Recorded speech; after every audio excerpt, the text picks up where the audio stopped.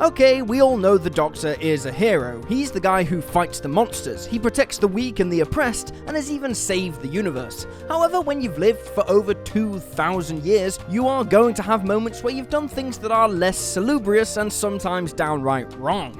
The truth is, over his many lives and throughout his many adventures, the Doctor has not always been perfect, and there are occasions when he's done things that could be called terrible. From choices that have led to mass murder or decisions that have calamitous consequences to his supposed friends, the Doctor doesn't always act in a way that society would expect a hero to do. Through heartlessness, manipulation, murder, and genocide, the Doctor's past is littered with acts that have questioned his morality. With that in mind, I'm Will for WhoCulture, and here are the 10 worst things the Doctor has ever done. 10. Trying to kill a guy.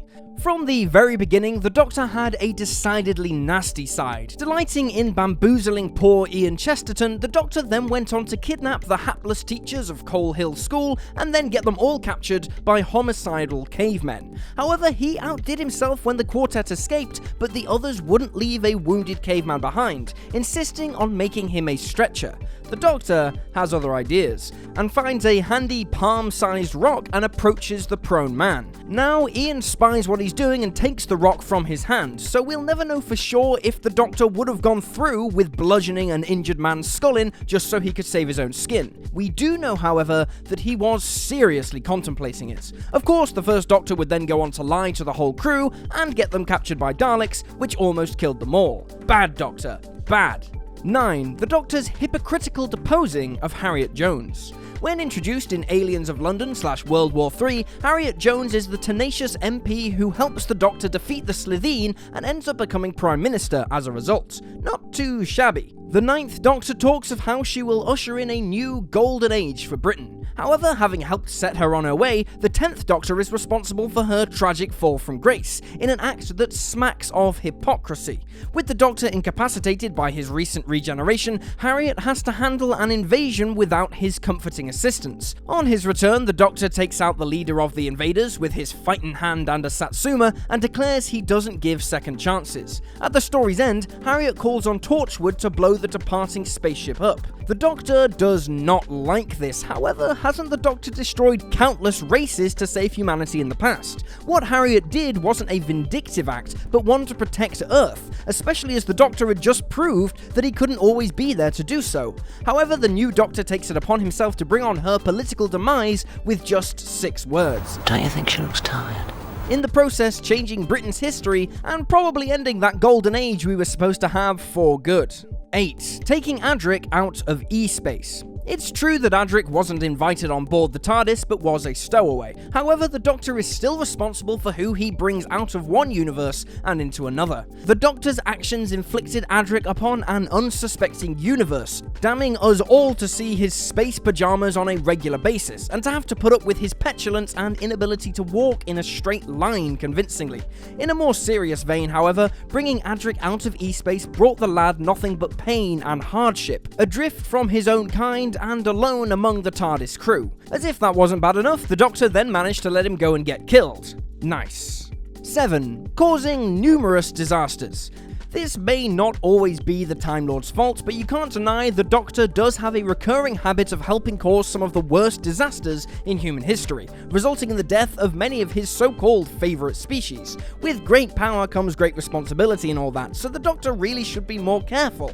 Under his watch, not only has he helped start the Great Fire of Rome, but he was also inadvertently responsible for the Great Fire of London too. More recently, he became part of the Web of Time when he helped blow up the volcano that consumed Pompeii, although he was quick-thinking enough to save the actor who would play him further down the line. And you know what? While we're at it, let's spare a thought for the dinosaurs. If the Doctor and Adric hadn't meddled in Earthshock, I could have had a pet Triceratops instead of my parents' stupid, chunky cat. 6. Manipulating various companions. Although the Doctor is quick to call his travelling companions his best friends, the Doctor hasn't always had a great track record when it comes to those who travel in the TARDIS. Let's take the lovely second Doctor for an example. Well, beneath that benevolent beetle mop, the second Doctor was much more manipulative and Machiavellian than people might remember. This was a Time Lord who sometimes had a different agenda to everyone else. Sure, he might have been forced to use Jamie to test the human factor in the evil of the Daleks, but he didn't have to enjoy it so much. This pales, however, next to the 7th Doctor's use of Ace. Spotting her as a wolf of Fenric, the Doctor takes her on the TARDIS and effectively weaponizes her. While this can be seen as for the greater good, his manipulation of a highly vulnerable teenager can also be seen as irresponsible at the least. He then goes on to force Ace to deal with her most traumatic issues and fears, from a haunted house to meeting her mother as a baby, incidents that could easily have broken many a young girl. We don't actually know what happened to Ace. She's killed in the comics, a Dalek killer in the books, and Time Lord in the audiobooks, but she probably needed a lifetime of counseling. 5. Cold-bloodedly killing Solomon. In Dinosaurs on a Spaceship, we are supposed to dislike Trader Solomon intensely, but there's a difference between the villain getting his just desserts and the Doctor actively killing him when he didn't have to.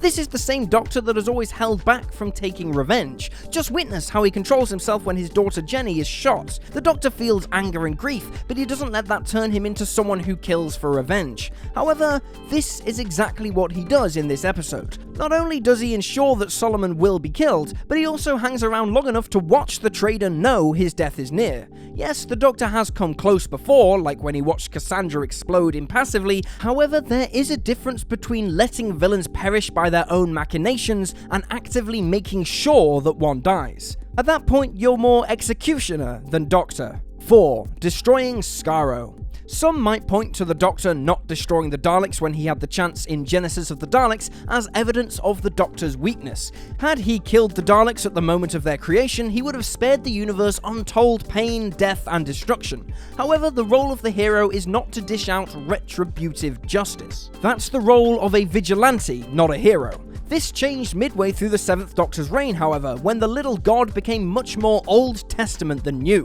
Full of secret schemes and hidden agendas, this darker 7th Doctor no longer wondered, but developed an aggressive foreign policy. Yes, the Daleks were evil, but tricking Davros into using a Time Lord WMD which destroys the Dalek home planet is also evil. Worse, Skaro isn't only home to the Daleks, it's home to the Thals, those lovely blonde pacifists. But they also get to all die too, because, why genocide one race when you can do two at once, right?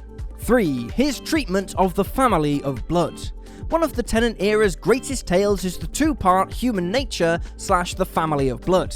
Here, for some inexplicable reason, the 10th Doctor decides the best way to avoid a race who are after his slim Time Lord bod is to go through a convoluted and painful process of turning himself human and then hiding out in a school. He could just run away, he has a time machine, but, why not? Well, I'll tell you why not, because the Doctor's actions result in the death of many, and in poor Joan being heartbroken. And then he dishes out some pretty vindictive punishments on the family. Now, that's not to say the family don't deserve it, seeing as they are thoroughly nasty, but it's not the hero's job to punish, and certainly not to torture. How long must the father be chained up? And what about the daughter being trapped in a reflection in a mirror? Stuck there for eternity, fully conscious, sounds like just about the worst possible thing you could do to anyone. No second chances, indeed. 2. Strangling Perry. Yes, in this instance it can be argued that the 6th Doctor was not in full control of his faculties, but even under the influence of a post-regeneration trauma, attempting to kill your companion is a big no-no. As other stories, such as Amy's Choice show, the Doctor has a very dark side underneath all the jokes and heroism. In his 6th incarnation, he came closer to many of those traits being nearer the surface. If trying to murder his friend wasn't bad enough, his reaction is less about her being well and more about him, with the 6th Doctor deciding to condemn them both to a life of solitude. Though he never tried to murder Perry again, he did continue to browbeat and belittle her for much of their subsequent association in a highly abusive way. It's not a good look for you, Doctor. Don't do it again. 1. Making Clara choose. Of course, until the Moff retconned it in The Day of the Doctor's destruction of his home planet Gallifrey would have been the worst act he committed by far, one that it took the Doctor a long time to recover from. However, with Moffat waving the magic wand, the greatest stain on the Doctor's character has been removed. However, the Capaldi regeneration under Moffat's hand has turned out to be one of the toughest, non-compromising incarnations ever. He was also way too tough on poor Clara Oswald, with perhaps the worst example example of this being the time he forced her to have to choose whether to kill the moon in the episode Kill the Moon. It's bad enough that the Doctor has abandoned Clara and an astronaut, but he's also left a schoolgirl there too. That says nothing of the pressure he leaves on their shoulders, with their choice having disastrous potential consequences for the Earth and its future. The Doctor wasn't letting her choose, he was aloofly dodging his own responsibility. He's the Time Lord, he's the guy with 2,000 years of experience. Doctor, this one really should be on you. However, on this occasion, the Doctor is put firmly in his place, with the belittling of the human race proving too much for Clara, who first threatens him by saying, "Tell me what you knew, Doctor, else I'll smack you so hard you regenerate," before tearily demanding him to go a long way away, leaving the Doctor once again alone in his TARDIS. Confused and possibly regretful, this is one of the few times the Doctor actually gets some comeuppance for doing pretty shady things. And there you have it, folks, the 10 worst things the Doctor has ever done. Feel free to drop this video a like if you enjoyed it, and drop me a follow on Twitter at YouSlyDogU. I'm Will for WhoCulture, thanks for hanging out, and I'll see you next time.